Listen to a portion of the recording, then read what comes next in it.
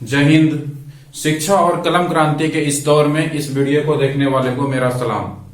तो चलिए, आज का जो हमारा टॉपिक है वो है राष्ट्रपति, और इसको हम पूरा डिटेल्स में पढ़ेंगे। थोड़ा सा इंफॉर्मेटिव वीडियो के रूप में ट्रिक के माध्यम से आपको जस्ट एक वीडियो हम पहले से ही डाल चुके हैं, उसको देखने के बाद आपको थोड़ा सा जानकारी मिल जाएगी राष्ट्रपति के बारे में, लेकिन इस वीडियो के माध्यम से हम इसको डिटेल से पढ़ने की कोशिश करेंगे। चलिए, तो बिना देर किए शुरू करते हैं।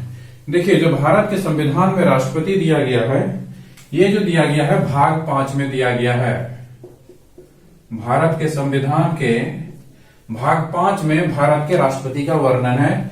अगर हम अनुच्छेद की बात करें, आर्टिकल की, तो ये अनुच्छेद 52 से 62 तक इसका विस्तृत वर्णन किया गया है। जैसा कि आप सभी जानते हैं कि राष्ट्रपति जो है भारत का प्रथम नागरिक होता है।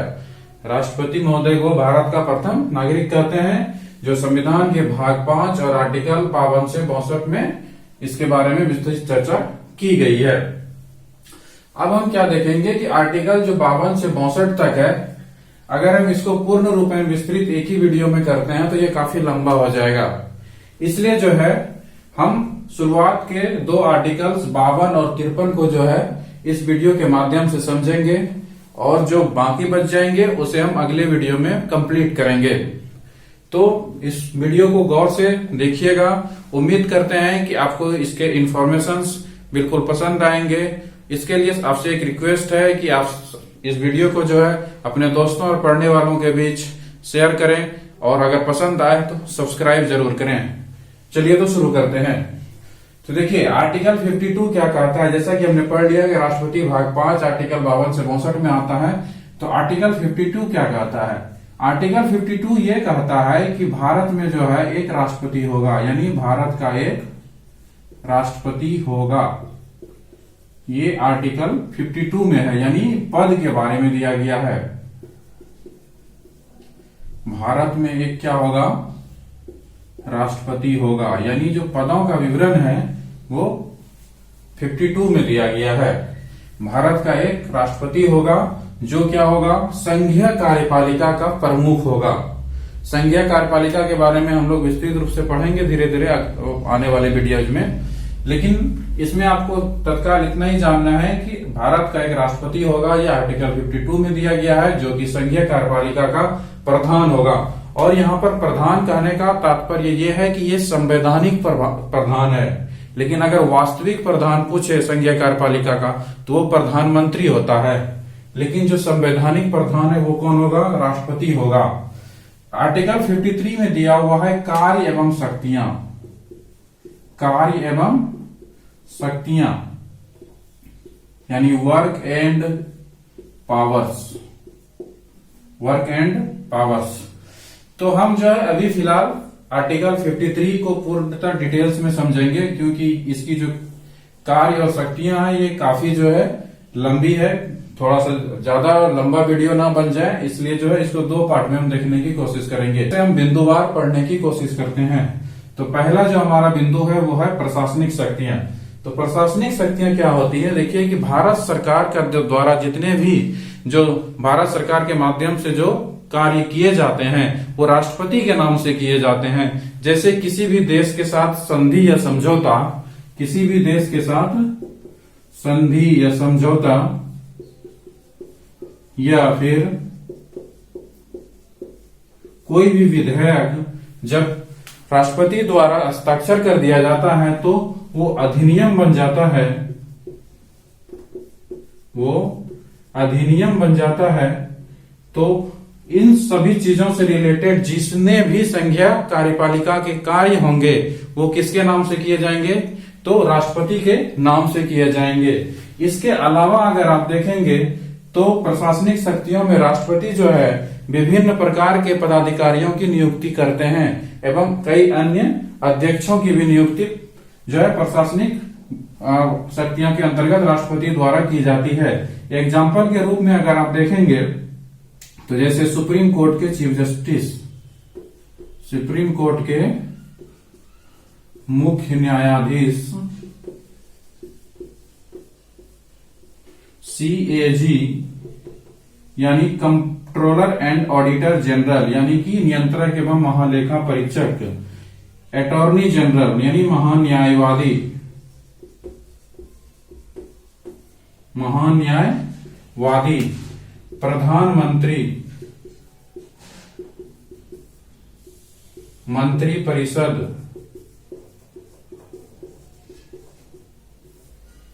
मंत्री परिषद।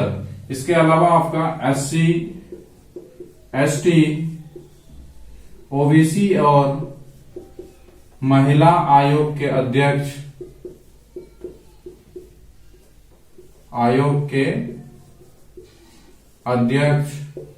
इसके अलावा वित्त आयोग के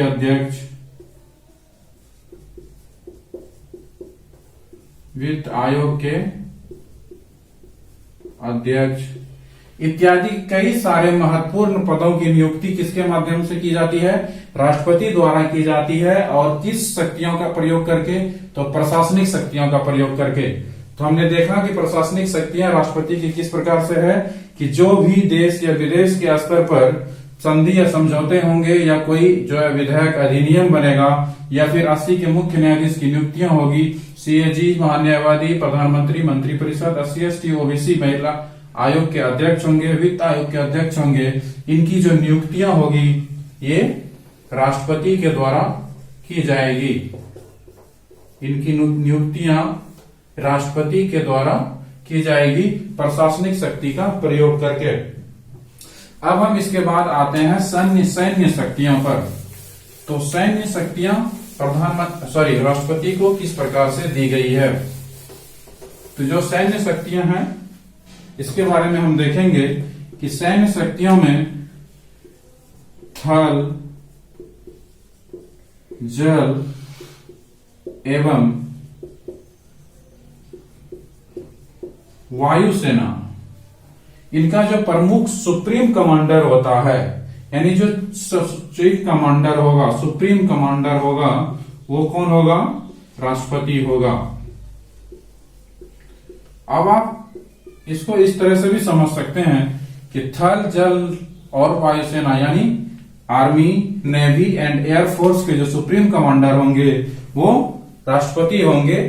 इस तरह की सैन्य शक्तियां राष्ट्रपति में मौजूद होती है।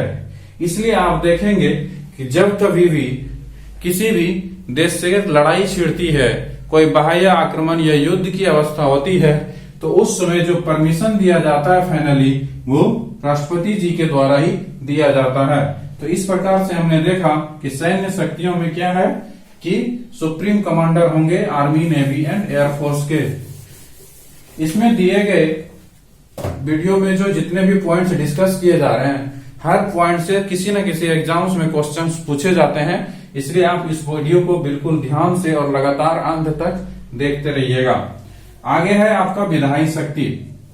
विधायी शक्ति का विवरण थोड़ा सा ज्यादा महत्वपूर्ण है, इसको बड़ा गौर से समझने की कोशिश करेंगे। तो विधायी शक्ति में क्या है, देखिए राष्ट्रपति को जो अधिकार और शक्तियां दी गई है उसमें से क्या क्या है? तो सत्र आहूत करना यानी सत्र बुलाना, सत्र आहूत करना, सत्रावसान करना यानी सत्र को खत्म करना, सत्र आहूत करना, सत्रावसान करना। इसके अलावा आप देखिए कुछ आर्टिकल्स के माध्यम से समझने की कोशिश करेंगे। इसका जैसे इसमें और भी अगर वर्णित आप करना चाहें तो अगर दोनों सदनों के बीच किसी विधेयक को लेकर के गतिरोध उत्पन्न हो जाता है तो संयुक्त बैठक राष्ट्रपति के ही निर्देशानुसार बुलाया जाता है, जिसकी अध्यक्षता लोकसभा अध्यक्ष करते हैं। तो सत्र आहूत करना, सत्रावसान करना, संयुक्त बैठक बुलाना। इसके अलावा सत्र की शुरुआत में सत्र को संबोधित करना, सत्र को संबोधित करना, ये राष्ट्रपति द्वारा ही किया जाता है, यानी राष्ट्रपति के विधायी शक्तियों में आता है। इसके अलावा आप देखेंगे कुछ आर्टिकल्स है, जैसे कि आर्टिकल 112, आर्टिकल 267, आर्टिकल 123, अब ये 3 आर्टिकल्स क्या हैं, इनकी विधायी शक्तियों में, ये इनको हम समझेंगे। तो आर्टिकल जो 112 है, यह है आपका वार्षिक वित्तीय विवरण, वार्षिक वित्तीय विवरण, जिसको हम लोग शॉर्ट में फाइनेंशियल बजट भी कहते हैं। तो ये क्या है कि राष्ट्रपति प्रत्येक वर्ष जो है लेखा जोखा का जो विवरण है, जो वार्षिक वित्तीय विवरण होगा, उसको सदन के पटल पे रखवाया जाता है फाइनेंस मिनिस्टर्स के द्वारा। तो ये किनका दायित्व है वार्षिक वित्तीय विवरण सदन में रखवाने का? वो है आपका राष्ट्रपति महोदय का। किन शक्तियों के अधीन? विधायी शक्तियों के अधीन। उसी प्रकार आप देखेंगे, अगर निधि की हम बात करें तो भारतीय संविधान में 2 प्रकार की निधियों का विवरण है, एक संचित निधि, एक आकस्मिक निधि।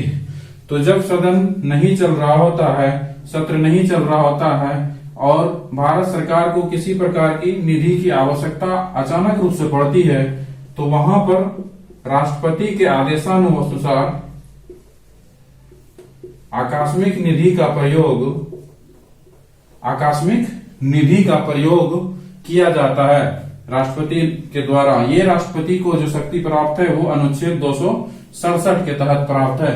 अब हम पढ़ेंगे अनुच्छेद 123 के तहत कौन सी शक्तियां दी गई है। तो अनुच्छेद 123 के तहत जो राष्ट्रपति को शक्तियां दी गई है, वो अध्यादेश की शक्तियां दी गई है, अध्यादेश की शक्तियां दी गई है। अध्यादेश की शक्तियों का अगर विवरण आप देखेंगे, जो कि अनुच्छेद 123 के तहत विधायी शक्तियों में से राष्ट्रपति को प्राप्त है, तो अध्यादेश तभी लाया जाएगा जब दोनों सदन यानी लोकसभा और राज्यसभा में से कोई एक सदन कार्य नहीं कर रहा हो। अगर कोई एक सदन कार्य कर रहा है और कोई दूसरा सदन कार्य नहीं कर रहा है, या दोनों में से कोई भी सदन कार्य नहीं कर रहा है, तभी राष्ट्रपति के द्वारा जो है आवश्यक किसी भी विषय पर अध्यादेश लाया जाता है। ये अनुच्छेद 123 के तहत उन्हें संवैधानिक रूप से अधिकार प्राप्त है। तो अध्यादेश जो लाया जाएगा, जब सदन फिर पुनः स्थापित हो जाता है, तो उनके द्वारा जो है 6 मंथ यानी 6 महीने के अंदर जो है उस अध्यादेश को दोनों सदनों द्वारा पारित किया जाता है। राष्ट्रपति महोदय को न्यायिक शक्तियां दी गई है, उनमें सबसे प्रमुख है अनुच्छेद 72 यानी 72। अब ये अनुच्छेद 72 क्या है कि जब किसी व्यक्ति को कोई कठोर कारावास या मृत्यु दंड दे दिया जाता है, तो उसकी सजा को कम या माफ कर सकते हैं। सजा को कम या माफ कर सकते हैं कौन? राष्ट्रपति महोदय। अनुच्छेद 72 के तहत न्यायिक शक्तियों के अंतर्गत इनको ये शक्ति प्राप्त है। हम देखेंगे कि अनुच्छेद 72 के तहत जो सजा को कम या माफ राष्ट्रपति महोदय द्वारा कर सकते हैं, इसमें आप एक चीज और पढ़ने की कोशिश करेंगे कि जो है 161 के तहत जो है ये राज्यपाल को भी सजा के कुछ विषयों पर जो है कम करने, निलंबन करने या फिर थोड़ा बहुत राहत देने की अधिकार प्राप्त है। लेकिन राष्ट्रपति महोदय को एक विशेष अधिकार प्राप्त है, वो ये है कि अगर राष्ट्रपति महोदय जो है मिलिट्री कोर्ट यानी सेना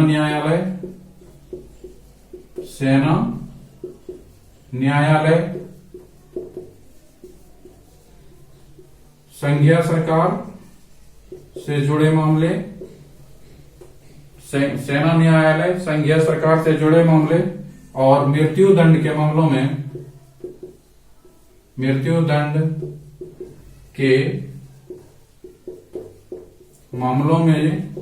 विशेषाधिकार प्राप्त है। यानी कि ये अधिकार जो है भारत के गवर्नर्स यानी राज्यपाल को प्राप्त नहीं है। ये अधिकार किनको प्राप्त है? राष्ट्रपति महोदय को प्राप्त है। सजा को कम या माफ आर्टिकल 72 में किया जा सकता है, लेकिन जो इनको विशेष अधिकार प्राप्त है वो किस मामले में है? सेना न्यायालय यानी मिलिट्री कोर्ट द्वारा गए डिसीजंस को सिर्फ राष्ट्रपति ही सुन सकते हैं, वो गवर्नर्स नहीं सुन सकते। उसके अलावा संघीय सरकार से जुड़े हुए कोई मामले या संघीय विषय के मामले जो हैं, तो वो राष्ट्रपति महोदय के सामने जाएगा। उसके अलावा मृत्युदंड के मामले जो भी हैं वो राष्ट्रपति महोदय के पास ही ले जाया जाता है, ये उन्हीं को शक्तियां दी गई है। तो न्यायिक शक्तियों में हमने इतनी चीजों को देखा। अब हम आगे बढ़ेंगे आपातकालीन शक्तियों के बारे में। तो आपातकालीन शक्तियां क्या क्या है ये देख लेते हैं।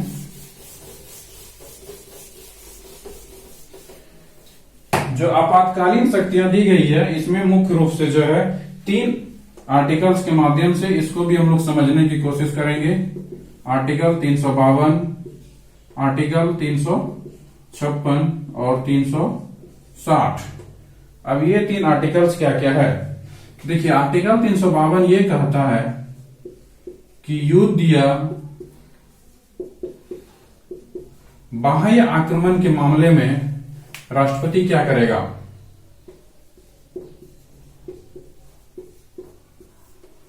युद्ध या बाह्य आक्रमण के मामले में राष्ट्रपति राष्ट्रीय आपात लगा सकता है।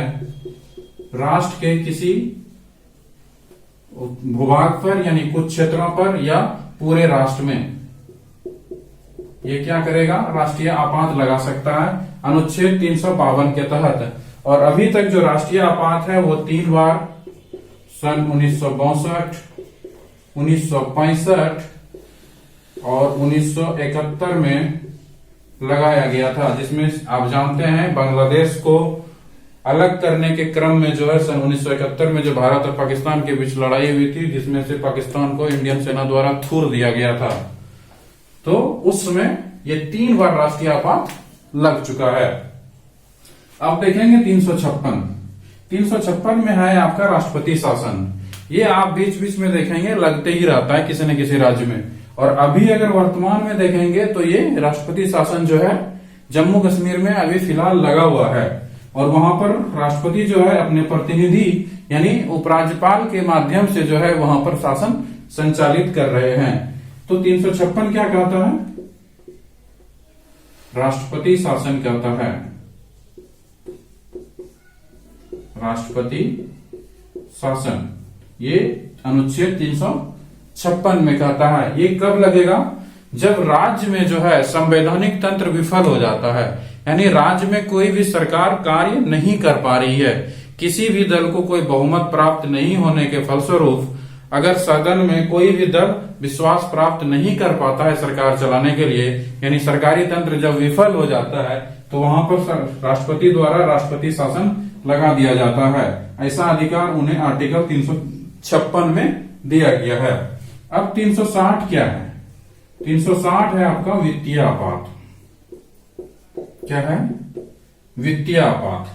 तो 360 में जो वित्तीय आपात है ये क्या है कि जब कभी भी देश में ऐसी स्थिति उत्पन्न हो जाए कि वित्तीय रूप से जो है राष्ट्र को चलाना मुश्किल हो जाता है, यानी काफी परेशानी हो सकती है, तो वैसे मामलों में जो है क्या करेगा, वित्तीय आपात लगा दिया जाएगा। तो हालांकि संयोग की बात यह है कि भारत में एक भी बार अभी भारत में वित्तीय आपात कभी भी नहीं लगा है। तो ये एक बहुत ही सुखद बात है, बहुत ही अच्छी बात है कि भारत में कभी भी नहीं लगा है वित्तीय आपात। तो इस प्रकार से हमने आपातकालीन शक्तियों के बारे में देख लिया। अब हम आगे देखेंगे कि अन्य कौन कौन सी शक्तियां जो है राष्ट्रपति महोदय को प्राप्त है।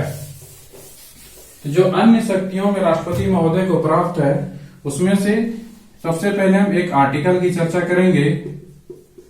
वो आर्टिकल है आपका 111। अब ये देखिए 111 आर्टिकल क्या है। 111 आर्टिकल ये कहता है कि जब दोनों सदन के द्वारा किसी विधेयक को पारित करके राष्ट्रपति महोदय के पास भेज दिया जाए तो राष्ट्रपति उस पर क्या प्रतिक्रिया देंगे। ये कौन सा आर्टिकल कहेगा, आर्टिकल 111 कहेगा। तो पहला तो ये हो सकता है कि उस विधेयक को राष्ट्रपति अनुमति दे।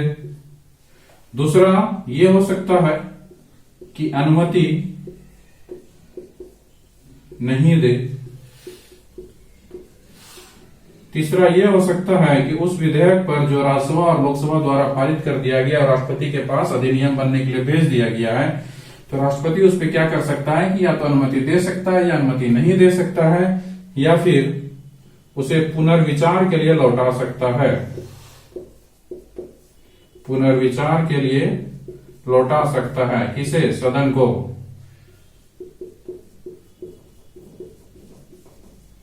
लौटा सकता है। इसके अलावा हम देखेंगे कि उस पर चौथा बिंदु में कोई निर्णय नहीं ले सकता, कोई निर्णय ही नहीं लेगा, यानी वो अपने पास रहने देगा, नहीं लेगा।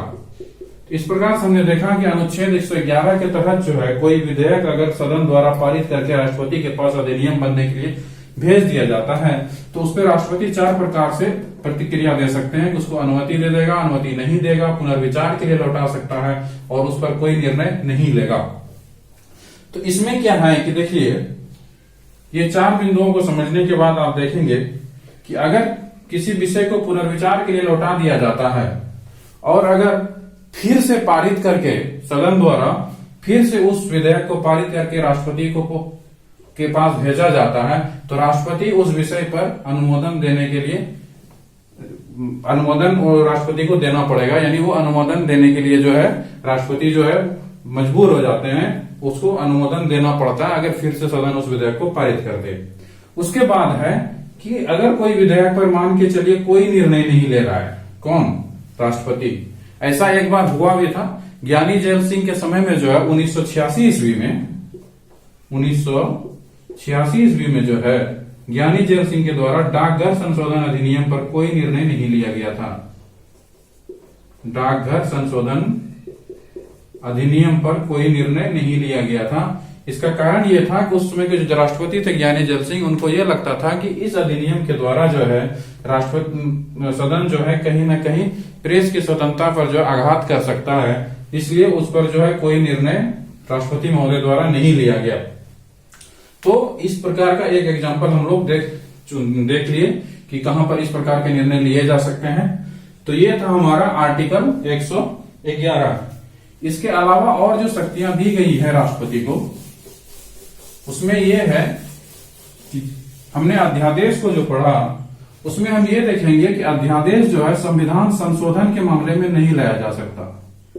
जब कभी संविधान संशोधन की जरूरत अगर होगी तो वो उस पर कोई अध्यादेश संविधान संशोधन के मामलों में अध्यादेश नहीं आएगा। उसके अलावा आप देखिए क्या है कि अध्यादेश जो है कब नहीं आएगा, तो संविधान संशोधन के मामले में अध्यादेश नहीं आएगा। इसके अलावा हम देखेंगे कि जो SC ST में अगर किसी को शामिल करना रहे, SC ST यानी शेड्यूल कास्ट और शेड्यूल ट्राइब्स में अगर किसी जातियों को शामिल करना रहे, ये भी कौन कर सकता है? ये अधिकार भी राष्ट्रपति महोदय को प्राप्त है। इसके अलावा आप देखेंगे, मान के चलिए कि जब कभी भी निर्वाचन होता है यानी लोकसभा का चुनाव होता है, तो अगर मान के चलिए किसी भी दल को जो है बहुमत प्राप्त नहीं हुआ तो वहां पर क्या होगा? तो वहां पर क्या करेगा कि राष्ट्रपति जो है अपने स्वविवेक से यानी अपनी इच्छा अनुसार जो है किसी ऐसे दल को सरकार बनाने के लिए निमंत्रण देगा जिसके ऊपर कि राष्ट्रपति को स्वविवेक से ये पता चले कि शायद जो हम जिसे निमंत्रण देने जा रहे हैं सरकार बनाने का, वो सदन में बहुमत साबित कर सकता है। तो ऐसी परिस्थिति में क्या करेगा? राष्ट्रपति स्वविवेक का प्रयोग करेगा और किसी ऐसे दल को सरकार बनाने का निमंत्रण देगा जो राष्ट्रपति को विश्वास हो कि ये दल जो है या ये पार्टी या ये प्रमुख व्यक्ति क्या करेगा कि सरकार बनाने के लिए जो दावा पेश किया जा रहा है उसको सदन में बहुमत के द्वारा विश्वास प्राप्त करेगा। तो वहां पर क्या करेगा राष्ट्रपति? वैसे मामलों में स्वविवेक का प्रयोग करेगा। इसके अलावा जो है आप देखेंगे कि अनुच्छेद 143 के तहत, आर्टिकल 143 के तहत किसी भी मामलों पर जो है राष्ट्रपति क्या करेगा? सुप्रीम कोर्ट से सलाह ले सकता है। राष्ट्रपति किसी मामलों पर सुप्रीम कोर्ट से सलाह ले सकता है। किस अनुच्छेद के तहत? तो 143 के तहत। इसके अलावा जो राष्ट्रपति को शक्तियां प्राप्त है वो देखेंगे कि जब किसी भी विधेयक को राष्ट्रपति पुनर्विचार के लिए लौटा सकता है तो वो विधेयक ध्यान में ये रखना होता है कि वो मनी बिल नहीं हो, यानी कि मनी बिल को जो है यानी धन विधेयक को राष्ट्रपति पुनर्विचार के लिए नहीं लौटा सकता, पुनर्विचार के लिए क्या करेगा, नहीं लौटा सकता है मनी बिल को। अब एक चीज देखिए, मान के चलिए कि मनी बिल और जब किसी राज्य का गठन हो या किसी राज्य के क्षेत्र में परिवर्तन हो या उसके नाम में परिवर्तन हो तो वहां पर क्या होता है कि राष्ट्रपति महोदय का पूर्व सहमति लेना जरूरी होता है। कहां पर, किसी राज्य का गठन, राज्य का गठन, क्षेत्र या नामों में परिवर्तन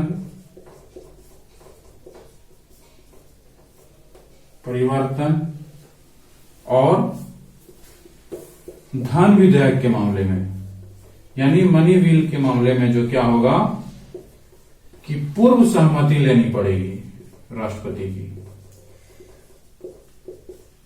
पूर्व सहमति लेनी पड़ेगी। तो हमने क्या देखा कि आर्टिकल 143 80 से सलाह यानी सुप्रीम कोर्ट से सलाह किसी भी विषय पर मामला ले सकता है। हालांकि ये सलाह जो है राष्ट्रपति मानने के लिए बाध्य नहीं है, वो सिर्फ सलाह मांग सकता है। उसके अलावा देखिए मनी बिल या राष्ट्रपति को मनी बिल पर जो है राष्ट्रपति पुनर्विचार के लिए लौटा नहीं सकता। अगर कोई विधेयक मनी बिल से संबंधित है यानी धन विधेयक से संबंधित है तो उसको राष्ट्रपति क्या करेगा, पुनर्विचार के लिए लौटा नहीं सकता है। जबकि साधारण विधेयक को अगर वो चाहे तो पुनर्विचार के लिए लौटा सकता है। उसके अलावा है कि किसी राज्य का गठन हो या क्षेत्र या नाम में परिवर्तन हो या फिर धन विधेयक हो तो ऐसे विधेयकों पर राष्ट्रपति को क्या करना होता है, पूर्व में ही सहमति देनी पड़ती है। तो इस प्रकार से हमने राष्ट्रपति से रिलेटेड जो है सभी बिंदुओं पर चर्चा इस वीडियो में कर लिया है। जो अगला जो वीडियो हमारा बनेगा उसमें हम देखेंगे कि अनुच्छेद 53 के बाद यानी अनुच्छेद 54 से जो है 62 तक जितने भी प्रकार के आर्टिकल्स बचे हुए हैं उन सभी आर्टिकल्स को अगले वीडियो में हम लोग समाप्त कर राष्ट्रपति का जो टॉपिक है इसको खत्म करेंगे। ये वीडियो हमारा कैसा लगा कमेंट के माध्यम से जरूर बताने की कोशिश करेंगे और अगर वीडियो अच्छा लगे तो लाइक जरूर कीजिएगा। धन्यवाद।